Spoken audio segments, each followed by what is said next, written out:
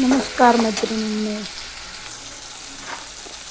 तर इथं आता प्रतीकच्या आणि त्यांच्या टिफिनची तयारी चालू आहे. मस्त नेहमी बटाट्याची भाजी खाऊन नेहमी कंटाळतात मुलं. तर त्यांना बघा आज काहीतरी थोडं वेगळं, बटाट्याचीच भाजी. मग त्याच्यात मी काय टाकलं माहिती आहे का, चणे होते माझ्याकडे, तर ते थोडेसे मी टाकून दिले. मग काहीतरी वेगळं वाटते मुलांना खायला पण, आणि ते मस्त आवडीने पण खातात. त्याच्यामध्ये काहीतरी वेगळं आपण ॲड केलं की नाही तर ते मुलं मस्त आवडीने खातात टिफिन. तर बघा असं केलेलं आहे मी आज. भाज्या करून काय करणार आहे, मुलांना बटाटे जास्त आवडतात.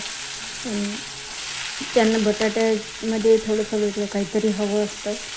तर म्हणून मी बघायचं मस्त चणे टाकलेलं आहे. खूप मस्त टेस्टी भाजी झाली होती. मुलांनी पूर्ण टिफिन फिनिश केलेला आहे.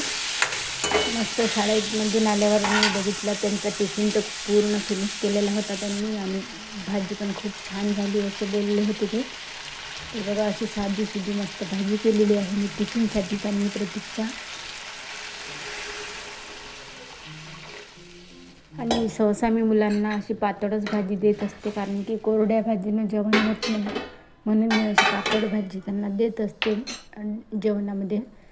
आणि ते कोरडी भाजी पण जास्त देणं चांगलं नाही मुलांना. असंच मी त्यांना टिफिन देत असते.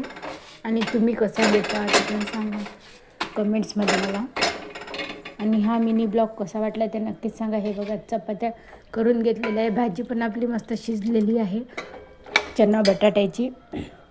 काहीतरी नवीन. तर तुम्ही पण या भाजी जेवायला. आणि चॅनलला मात्र सबस्क्राईब करायला विसरू नका. तर हे बघा आपला टिफिन तयार झालेला आहे. मस्तपैकी सर्व हे मुलं गेल्यावरती नंतर मग आमचा वेगळा स्वयंपाक असते. माझ्या आईचा, बाबांचा आणि माझा हा वेगळा स्वयंपाक मी नंतर करत असते. आधी सकाळी त्यांच्या दोघांचा स्वयंपाक असते टिफिनचा, कारण की ते संध्याकाळपर्यंत जेवत नाही. मग एकदम संध्याकाळीच जेवतात. मग ते दुपारी आल्यावर काही जेवत नाही.